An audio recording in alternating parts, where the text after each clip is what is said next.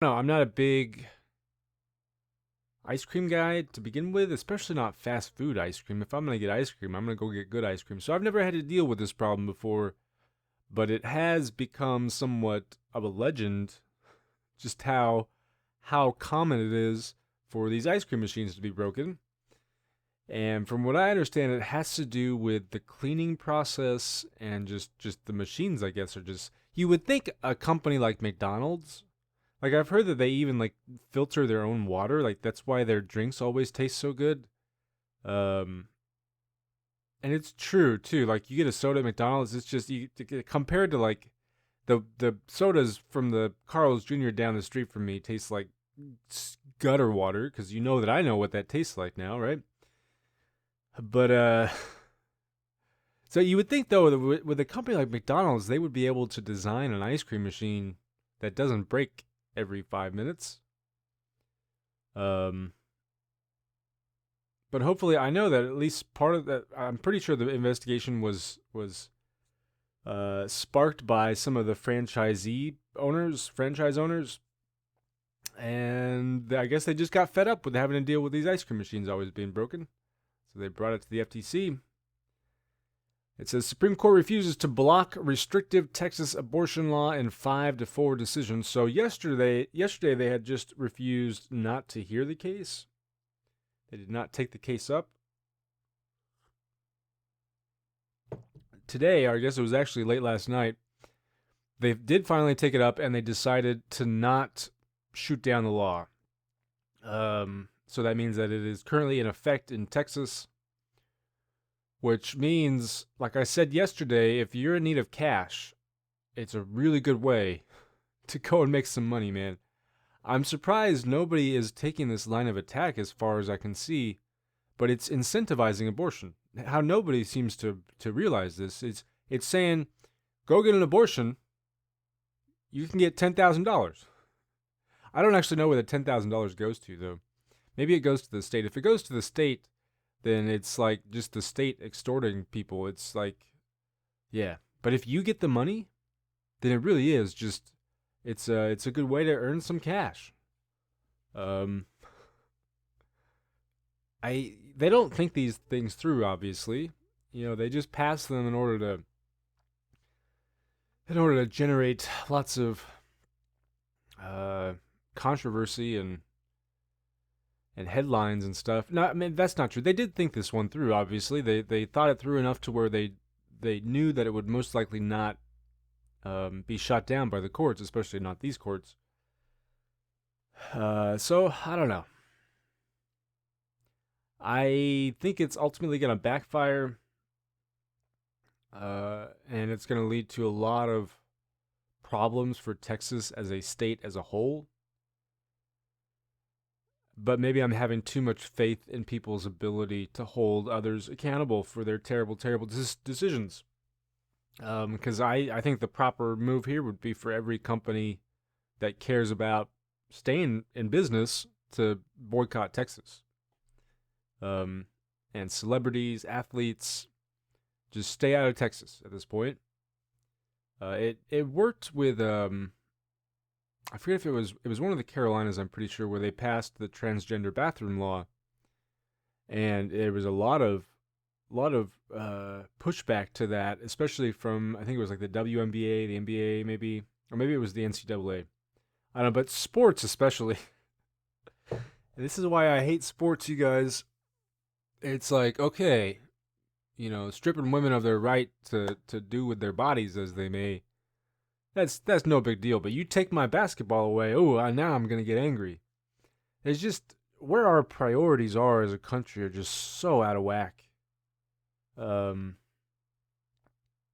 and it's like I always talk about it in relation to education and teaching because I'm a teacher, and so of course I want teachers to be paid more, and of course I think that we should invest more in education. But it's just astonishing to me how much respect we pay to athletes, which,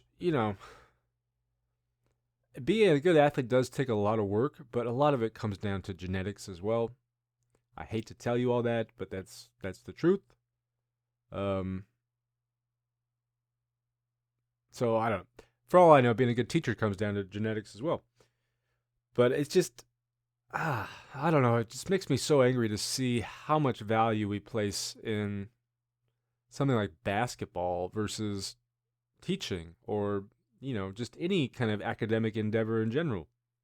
We like space and we like rockets because there's like fire and explosions and people might die.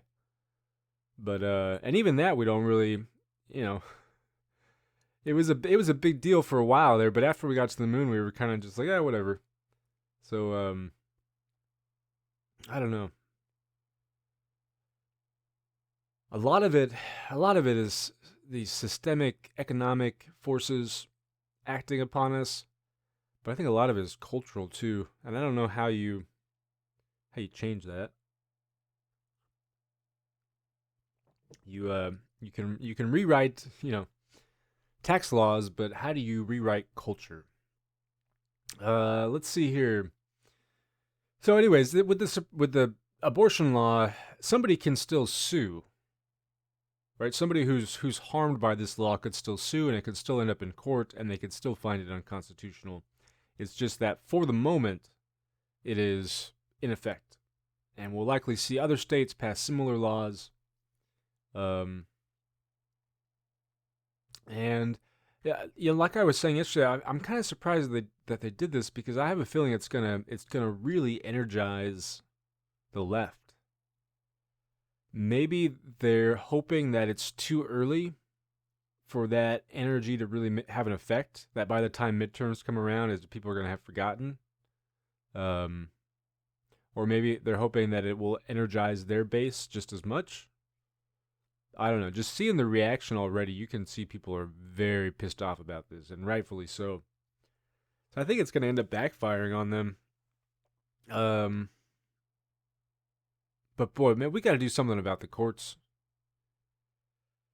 First of all, this decision was made in what they call the Shadow Docket, which is basically them deciding court cases in secret.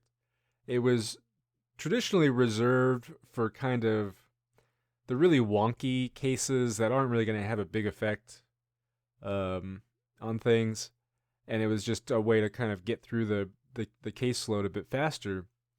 But more and more so, especially in the last 5 years or so, they've been doing a lot more really important cases in the shadow docket, and it means that it's a lot less public. There's a lot less time spent on it. There's a lot less debate and discussion about it, and that's terrible, right? It's so very anti-democratic. Um, so I feel like we need to do something about that shadow docket. I don't think it really would have made a difference, though. I think this court had their minds made up on this already, but I do think that we need to expand the court and maybe just reform the court system in general. But definitely an expansion. We need a larger number of justices to better represent the diverse opinions here in the states. It was kind of looking like the Democrats were going to try to do that. What happened to the Democrats, man? They were so pumped up post-Trump. They had so many plans. They were going to go and pass all these laws. And initially it looked like that's what they were going to do, right? When they passed the COVID stimulus, the argument seemed to be that, hey, this is bipartisan, and it's bipartisan because it's what the majority of the American people want. Sure, Republicans in Congress don't support it, but they're idiots. Their base supports it, Democrats support it, so they were really kind of leaning into this populism, this idea of bipartisanship not really being about the two parties working together, but more about being about kind of consensus within the public as a whole. And I thought this was a masterful strategy that they were using, and it seemed to work really well. And they were getting lots of positive news coverage, and then all of a sudden Biden's like, okay, now we're going to spend 7 months negotiating an infrastructure deal with terrorists. And I know Biden is his faith in a system that was destroyed long ago is going to end up getting all of us in trouble.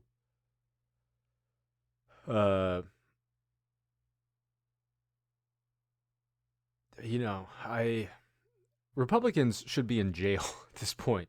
Not all of them, but those who supported Trump and who supported his coup attempt, who supported all of his illegal activities, belong in jail. They do not belong in Congress. They certainly don't.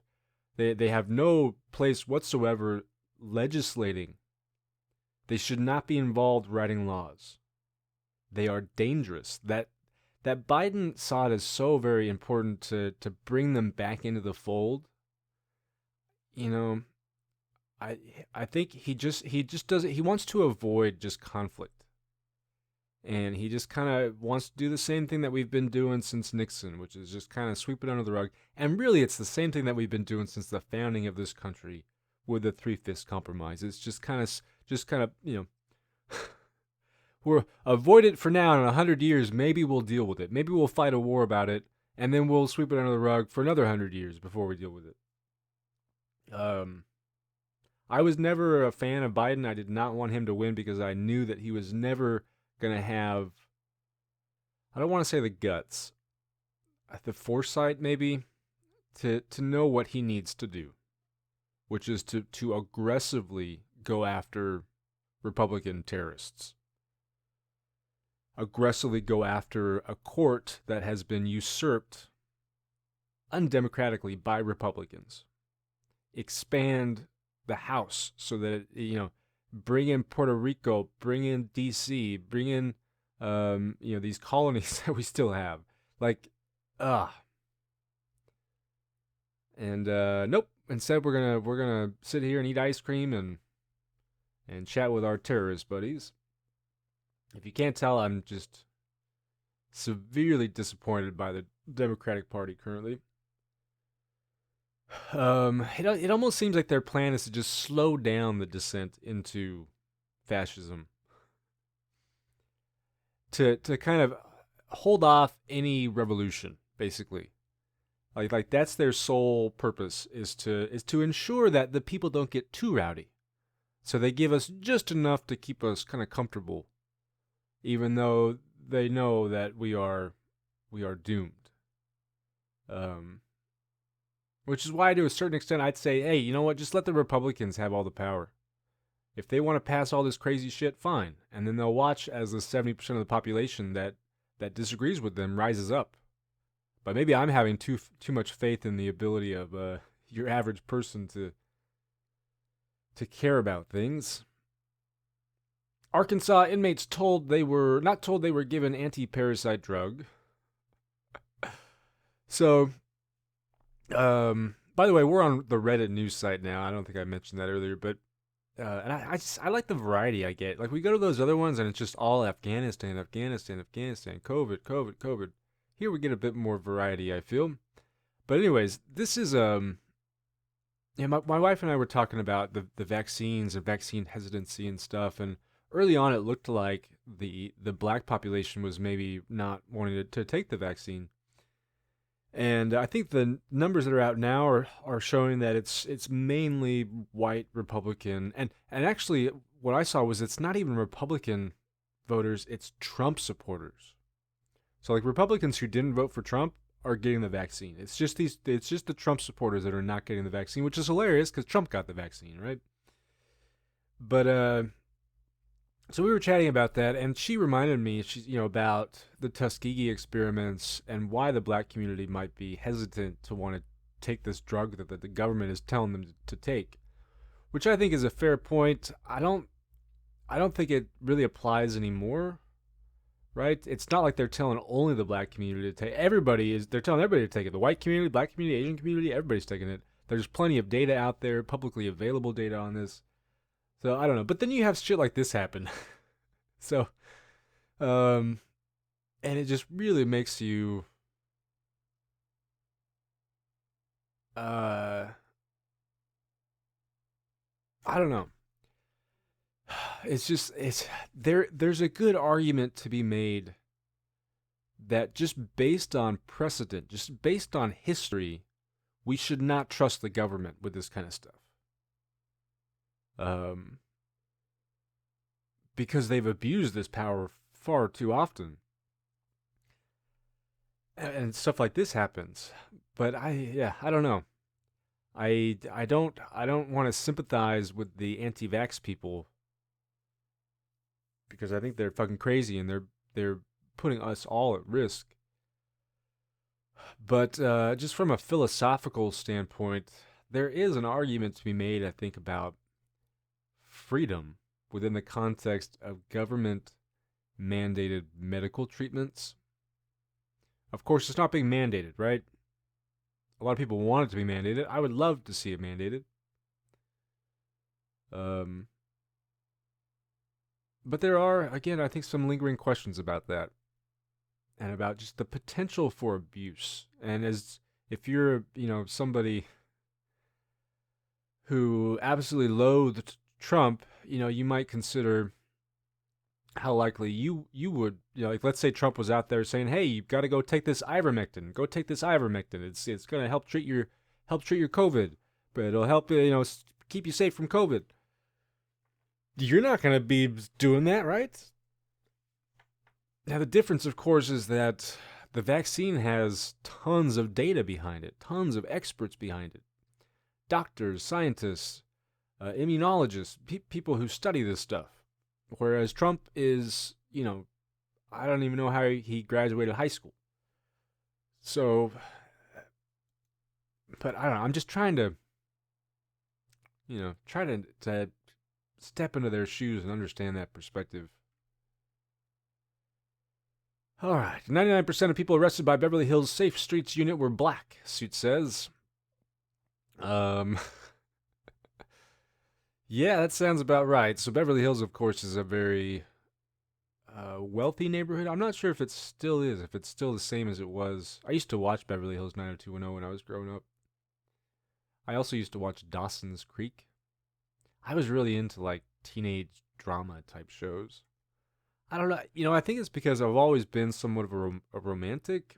I've always just been kind of interested in like, like having a girlfriend and that kind of stuff. So maybe it was all the romance drama in these shows that attracted me. I'm not really sure.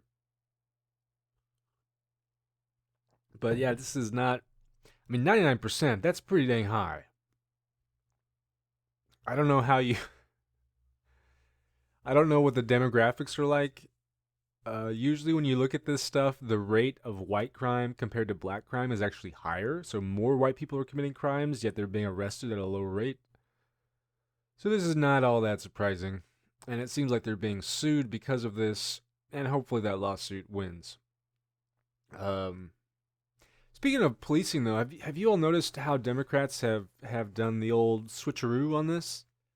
Uh, I would say one of the things that launched Democrats into power is a lot of the stuff that happened with policing during Trump's years and all the protests and of course this has been going on for forever. But during the campaign, of course, they were promising police reform, police reform, police reform.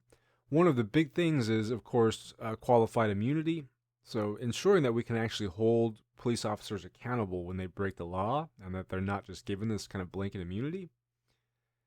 Um, and also this idea of defunding the police, right? Which from a messaging standpoint, when I first started hearing that, it was either defund the police or abolish the police.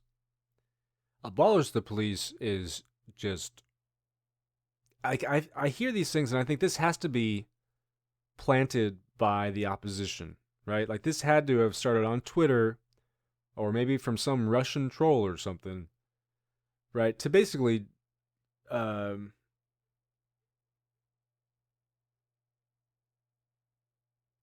to basically harm the credibility of the this movement, right? The Black Lives Matter movement, saying, "Look, they just want to get rid of all police," which of course is not what abolish the police means. At least not for most people. Um, it means reform the police. I mean, there are some people who think we really should just no law enforcement whatsoever, but it's a tiny, tiny group. Most people, when they say abolish the police or defund the police, what they really mean is reform the police. But But still, I think it's interesting. Democrats have now started attacking Republicans for wanting to defund the police. So they're taking a right-wing criticism of this idea of defunding the police, and they're now using that criticism to attack Republicans. Democrats love to do this. They love to essentially turn the liberal position into the Republican or conservative position. I'm trying to think of another one. Oh, yeah, it was with hamburgers. So early on, there was this rumor going around that Biden wanted to get rid of hamburgers or whatever, to make them illegal for climate change. And the White House responded like, no, that's silly, that's ridiculous, we would never do anything like that.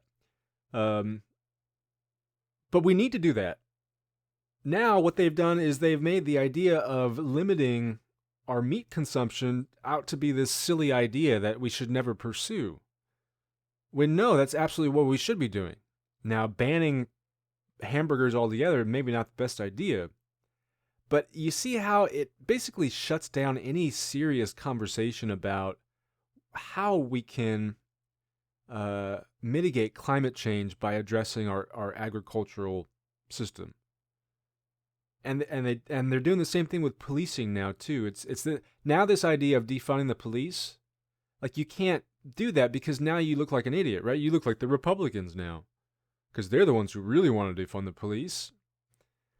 And it's just so disingenuous because the Democrats know that they don't actually mean defund the police. They mean reform the police by shifting funding away from arresting and killing people towards rehabilitating people and providing social services. So I'm very upset with the Democratic Party at this point and how they've handled their victory in 2020.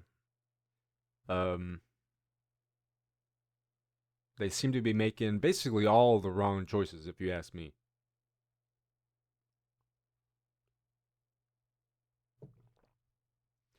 Virginia Supreme Court rules state can remove Lee's statue. Okay, fantastic. I don't know why we wouldn't be able to. Protests in Texas over restrictive new abortion law. So again, I imagine we're going to see some stuff going down over the next days or weeks or whatever. Whether it's protests or boycotts, things hopefully don't get violent, but I could see them going that way.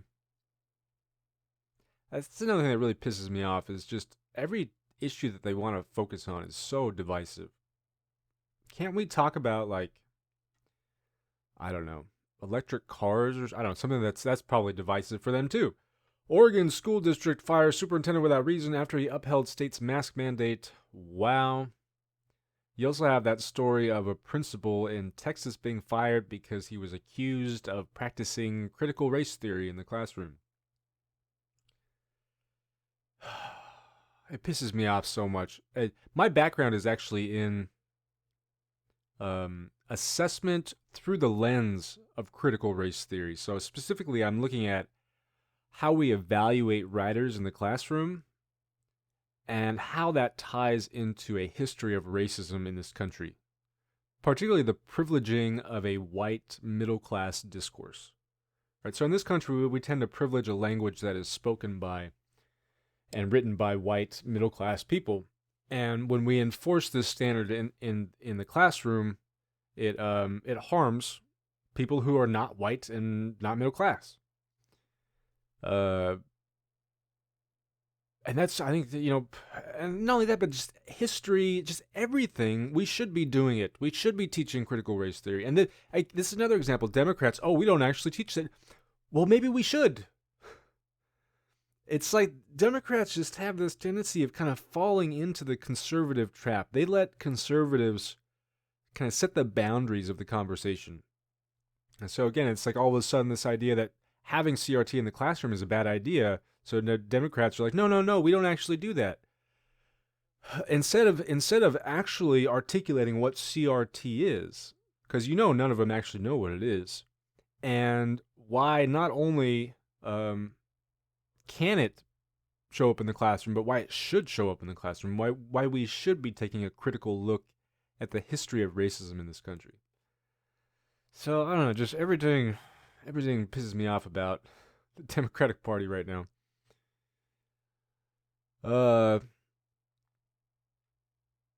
At least 6 reported dead as New York and New Jersey declare emergencies and record rains. So this is interesting. The hurricane hit Louisiana, and we were expecting lots of death and destruction down there, but actually the storm traveled northeast up to Pennsylvania, New Jersey, New York, and just kind of stopped and dropped just inches of rain, and casualties and everything.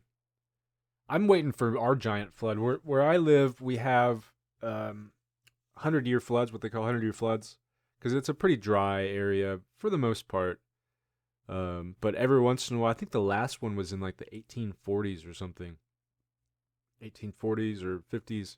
No, it had to be later. Maybe it was the 1880s. So we're kind of overdue for this, century flood. And I'm just waiting for it. It's gonna be glorious. I'm gonna pull out my raft and go rafting. Faith institutions accused of moral failing as report finds sexual abuse prevalent in major UK religions. You think it's just the repression of sexual desires? Is that all it is? Is it just the access that they have to the children? The parents trust them and so they give them access to them?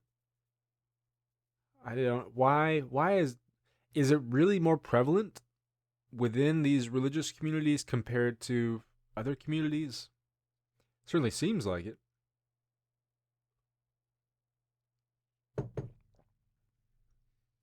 Ask for COVID vaccine proof, face a $5,000 fine in Florida. It's that's the kind of stuff. It's not really about freedom. It's just about being mean to Democrats. Even if it means killing people in the process. It's just about, it's so fucking depressing. Hundreds line up to have Florida chiropractor sign mask out opt-out forms for school children. If I'm in Florida, my kid is not going to school. Although I've talked about this, I guess she would be going to school because I would otherwise be homeless. And I guess being in a home with a dead kid is probably better than being homeless with an alive kid. No, it would be the other way around. Why is my daughter in school? I have no idea, man. I should go get her out right now. Here's one other reason why I'm pissed off at Democrats is because here in California, I guarantee you Newsom is too scared to shut things down again because he's afraid of the recall election. Also, notice the little payout that they gave to people, the stimulus, and they had to wait right before the election to pay people off. It's disgusting, man. It's just so gross.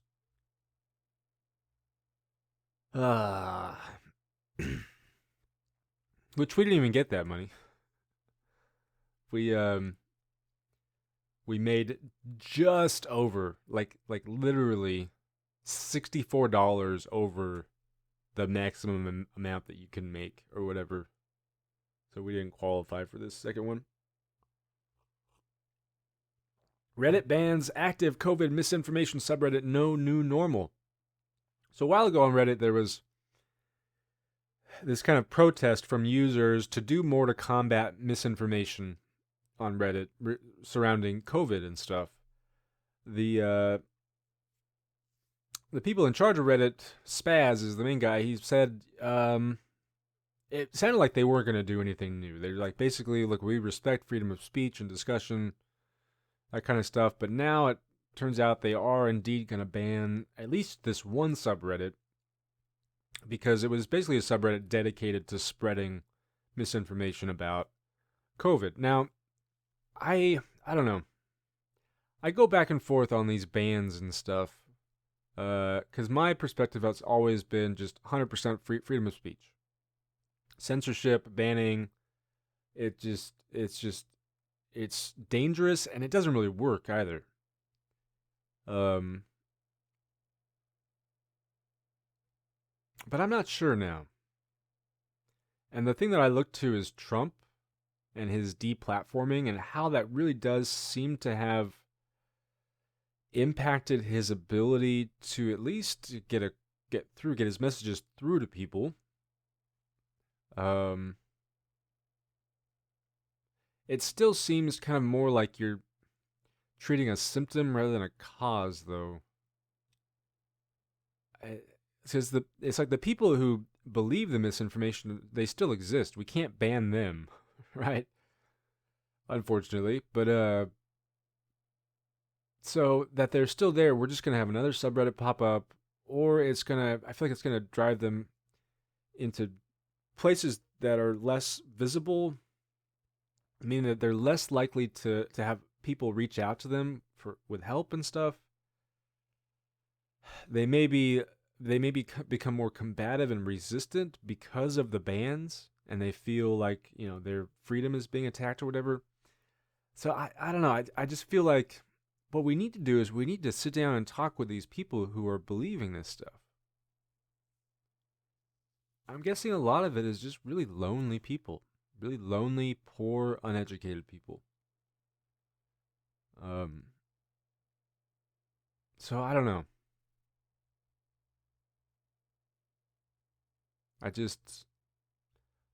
wish I could just get all these people and just give them a big hug, and then tell them why what they believe is just stupid. But I don't know. I do think that that we need accountability. We need that. We need justice. We need rule of law. But we also need compassion, and we need to work on rebuilding our community relationships, our kind of social network, and our real social network. Not the cloud social network, but I don't know. On the other hand, maybe it's the communities themselves that are doing this, because it seems to be popular in a lot of churches and stuff. And churches are known for having a great sense of community, and you can talk to your neighbor, and they'll do fundraisers and stuff. So maybe it's not a sense of community that's lacking here. I don't know. Social Security costs to exceed revenue for first time in 39 years as a result, I believe, of poor choices made by Congress over many decades, but also because of COVID and the way that it took people out of the workforce. People were retiring earlier, and then because fewer people are in the workforce, fewer people are paying into it. From what I understand, there's a really simple fix to this that has been around again for at least a couple decades now, where you raise the capital gains tax.